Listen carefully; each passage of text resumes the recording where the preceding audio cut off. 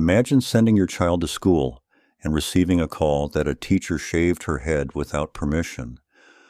What would you do? It started on a Thursday morning in Springfield, Ohio. The sun was already high, casting sharp shadows on the sidewalks and glinting off the windows of Lincoln Middle School. Students shuffled through the front doors, backpacks slung over their shoulders, sneakers squeaking against the polished floors.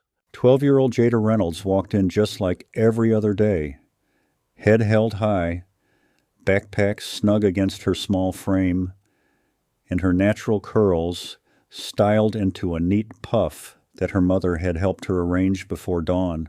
It wasn't elaborate, but it was hers, and to Jada it felt like wearing a crown. Jada loved school, even if sometimes it felt like she had to work twice as hard to be seen and heard. She was quiet but observant, the kind of student who never caused trouble but still somehow drew attention, and not always the good kind. Her first 2 classes passed without incident. History was engaging, algebra was tedious, and she had just begun doodling in the margins of her notebook when she noticed Mrs. Linda Harper staring at her. Not the usual pay attention look.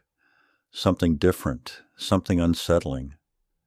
At first, Jada ignored it, tucking a loose curl behind her ear and focusing on the board.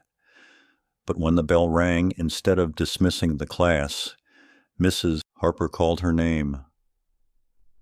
"Jada, stay behind for a moment, please." Her stomach twisted. She hadn't done anything wrong. She zipped up her pencil case and approached Mrs. Harper's desk. The woman leaned in, her voice low but sharp enough for the lingering students to hear.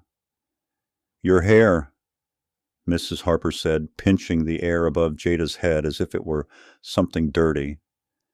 "It's becoming unruly, a distraction. You need to fix it." Jada blinked, confused. Her hands instinctively touched her hair. She had just styled it that morning. What was wrong with it? I thought it was fine," she stammered. "It's not. I'll help you take care of it," Mrs. Harper said, already standing as if the matter were settled. "Come with me." Jada hesitated. She glanced at the clock, thinking of her lunch plans with friends. But she followed, because that's what you did when an adult at school gave an order. They walked down the hallway, past rows of classrooms, until they reached the nurse's office. Mrs. Harper knocked, and when no one answered, she unlocked the door herself. Inside, the air smelled of antiseptic and paper towels. In the corner stood a metal cabinet stocked with bandages, cotton balls, and tucked on the bottom shelf, an old pair of hair clippers. Jada's eyes widened. "Sit," Mrs. Harper said, patting the vinyl cot. "Wait, what are you doing?" Jada asked, her voice cracking. "Relax. It's just a trim." "You'll thank me later," Mrs. Harper replied, grabbing the clippers, as if she'd been waiting for this moment. Jada sat frozen, too scared to run, too shocked to protest. The clippers buzzed to life with a loud whir. Mrs. Harper didn't hesitate. She pressed them against Jada's head and began shaving. Jada felt the cold metal scrape across her scalp, followed by the horrifying sound of her hair falling to the floor. Chunk after chunk, her curls vanished, and with them, something inside her shattered. Mrs. Harper wasn't careful. She wasn't gentle. She left jagged patches, making it look like an accident or a punishment. When she finally turned the clippers off, the room was silent, except for Jada's shallow breaths. Her hands shook as she touched her head, feeling the uneven stubble. "There," Mrs. Harper said briskly. "Much better." Now you won't distract anyone. Jada didn't speak. She couldn't.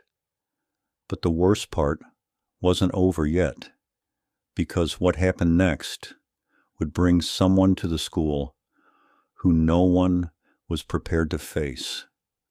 Mrs.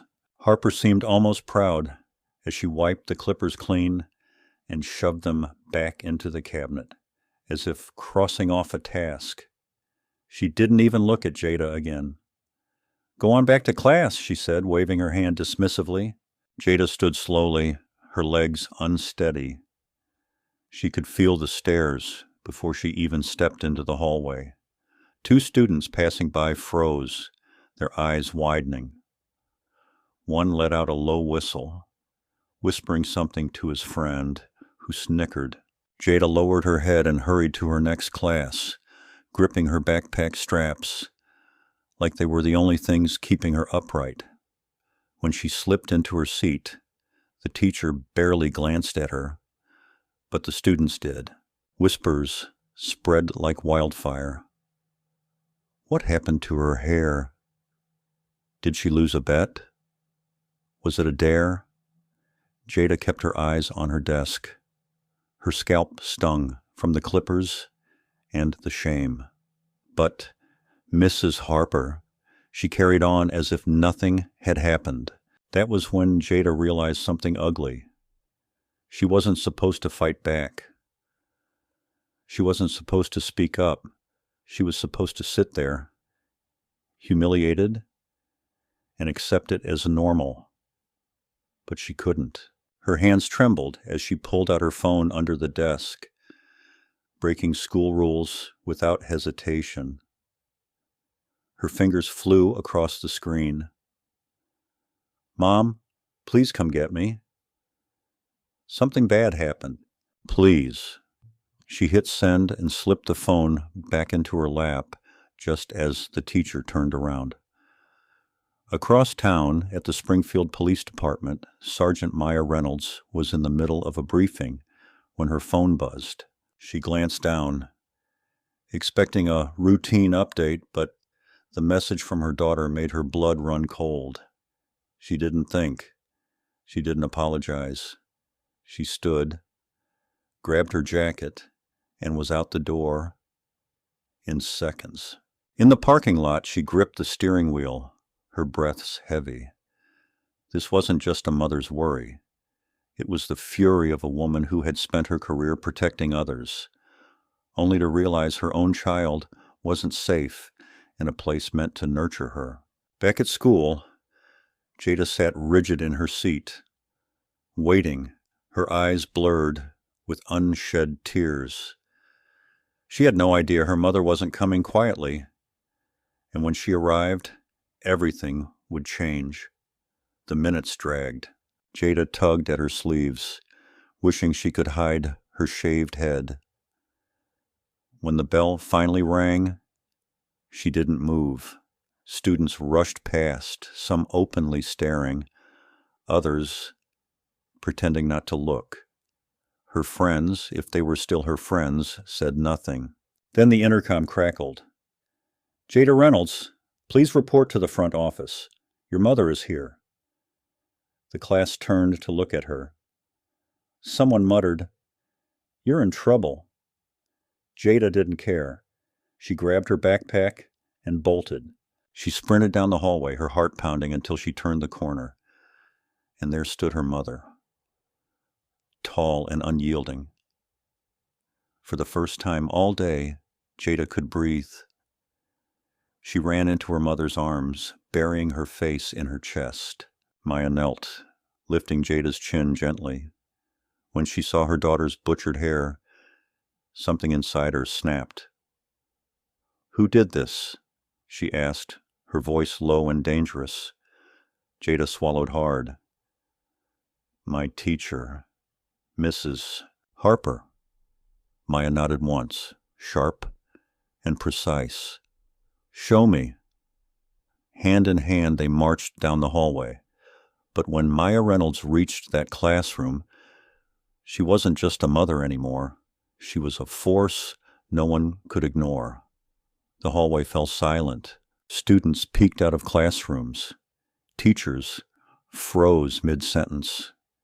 Even the assistant principal stepped into the hall. But one look at Maya's face made him retreat without a word. Jada led her to room 207. Maya didn't knock. She pushed the door open. Mrs. Harper, standing at the whiteboard, froze mid-word. The class fell silent. Every eye locked onto the woman in uniform, her badge gleaming under the fluorescent lights. For a moment, no one moved. Then Maya spoke. "You," she said, her voice cutting through the room. Mrs. Harper paled. She opened her mouth, but no sound came out. Maya stepped forward.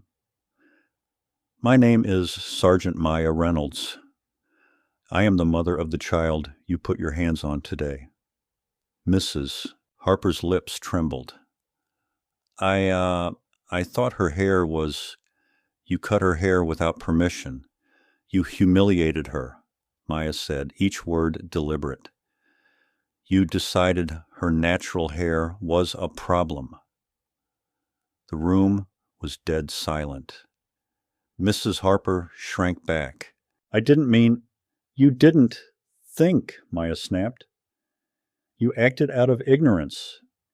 And you did it because you thought no one would challenge you." She turned to the class, then back to Mrs. Harper. "You will apologize, right here, right now." Mrs. Harper's face twisted. Shame, guilt, fear. I'm sorry, Jada," she stammered. Jada didn't respond. She didn't need to. Maya gave a single nod. "And after today," she added, her voice icy, "you'll answer to more than just me."